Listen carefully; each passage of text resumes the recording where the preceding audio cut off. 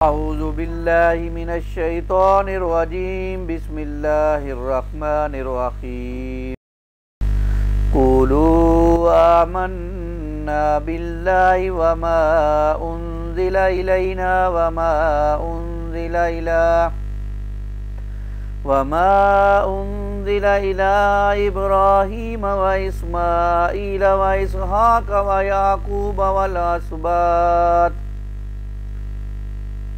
وما اوتی موسیٰ وعیسیٰ وما اوتی النبیون من ربهم لا نفرق بین احد منهم ونحن له مسلمون فَإِنْ آمَنُوا بِمِثْلِ مَا آمَنْتُمْ بِهِ فَقَدِ اهْتَدَوْا وَإِنْ تَوَلَّوْا فَإِنَّمَا هُمْ فِي شِقَاقٍ فَسَيَكْفِيكَهُمُ اللَّهُ وَهُوَ السَّمِيعُ الْعَلِيمُ صدق اللہ العظیم رب اشرح لی صدری ویسر لی امری واحلل عقدۃ من لسانی یفقہوا قولی واجعل لی وزیرا من اہلی آمین یا رب العالمین۔ خواتین و حضرات، نور القرآن میں ہم سورۃ البقرہ کے رکوع نمبر 16 کا مطالعہ کر رہے ہیں۔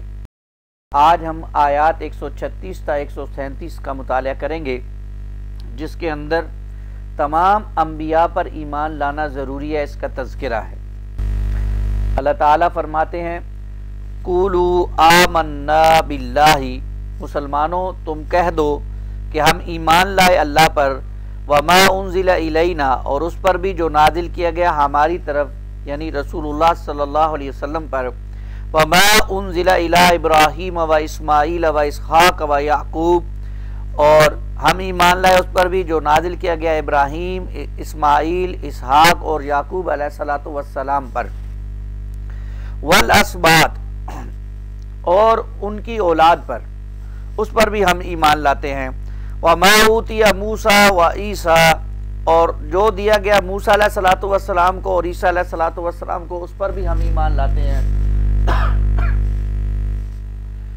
وما اوتی النبیون من ربهم، اور جو دیا گیا نبیوں کو ان کے رب کی طرف سے، اس پر بھی ایمان لاتے ہیں۔ لا نفرق بین احد منہم، نہیں تفریق کرتے ہم ان کے درمیان۔ وَنَحْنُ لَهُ مُسْلِمُونَ، اور ہم اس اللہ ہی کی فرمانبرداری اختیار کرنے والے ہیں۔ مسلمانوں کو اس آیت میں بتایا یہ جا رہا ہے کہ سارے رسولوں کو ماننا ہے۔ بھائی مسلمان سارے رسولوں کو مانتے ہیں، کسی ایک رسول کا انکار تمام رسولوں کا انکار شمار ہوگا، اور یہی مسلمانوں کو اس آیت میں حکم دیا گیا، اور یہی عقیدہ بھی ہے مسلمانوں کا۔ اب جو آیت آ رہی ہے، اس آیت میں صحابہ کی عظمت کا تذکرہ ہے، صحابہ کی عظمت کا بیان ہے۔ فَإِنْ آمَنُوا بِمِثْلِ مَا آمَنْتُمْ بِهِ، تو اگر وہ ایمان لے آئیں اسی طریقے پر جس طریقے پر اے مسلمانوں تم ایمان لائے ہو، فَقَدِ اهْتَدَوْا، تو وہ ہدایت پر آ گئے، وہ ہدایت پا لیں گے، ہدایت پا لیں گے۔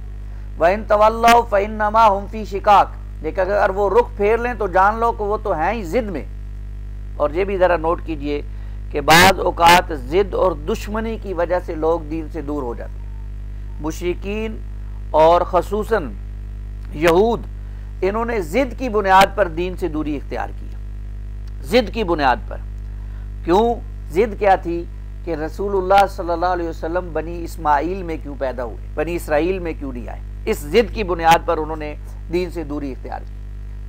فَسَيَكْفِيكَهُمُ اللَّهُ، پس اے نبی صلی اللہ علیہ وسلم عنقریب کافی ہوگا آپ صلی اللہ علیہ وسلم کے لیے ان کے مقابلے میں اللہ، وَهُوَ السَّمِيعُ الْعَلِيمُ، اور وہ ہر بات کا سننے والا ہے اور سب کچھ جاننے والا ہے۔ یہ وہ الفاظ ہیں فَسَيَكْفِيكَهُمُ اللَّهُ، یہ وہ جگہ ہے جس پر خون گرا تھا جب سیدنا عثمان رضی اللہ تعالیٰ عنہ کو شہید کیا گیا تھا، اور جب وہ لوگ جو آپ کو شہید کرنے کے لیے آپ کے گھر میں داخل ہوئے تو آپ کی بیوی سیدہ نائلہ رضی اللہ تعالیٰ عنہ نے آپ کو بچانا چاہا اور آپ کے آگے ہاتھ رکھا، تلوار کا وار پڑا اس پر اور خون گرا ہے، اور وہ خون کے قطرے اس جگہ پر، اس مقام پر فَسَيَكْفِيكَهُمُ اللَّهُ پر گرے۔ آج بھی وہ قرآن مجید موجود ہے، مصحف عثمانی جس کو کہا جاتا ہے، اور اس پر وہی انہی الفاظ پر وہ خون کا رنگ جو ہے وہ موجود ہے۔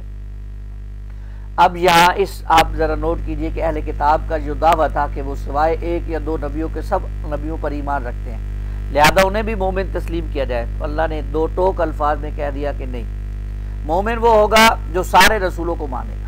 اس لیے مسلمان آج سب سے زیادہ روشن خیال ہیں، کیوں؟ سارے رسولوں کو مانتے ہیں، ساری کتابوں کو مانتے ہیں، یہ مسلمانوں کا وہاں، جبکہ یہودی اور عیسائی یہ تنگ دل ہیں، ان کے اندر وسعت نہیں ہے، یہ رسول اللہ صلی اللہ علیہ وسلم کو نہیں مانتے، بلکہ یہودی اور عیسائی آپس میں ایک دوسرے سے اتنے اختلاف رکھتے ہیں۔ تو مسلمان سارے رسولوں کو مانتے ہیں اور سارے رسولوں پر نازل ہونے والی کتابوں کو بھی مانتے ہیں، یہی ہمارا عقیدہ ہے۔ اللہ تعالی ہمیں اس عقیدے کو مزید پختہ کرنے کی توفیق عطا فرمائے، آمین یا رب العالمین۔ اقول قولی ھذا استغفر اللہ لی ولکم ولسائر المسلمین والمسلمات۔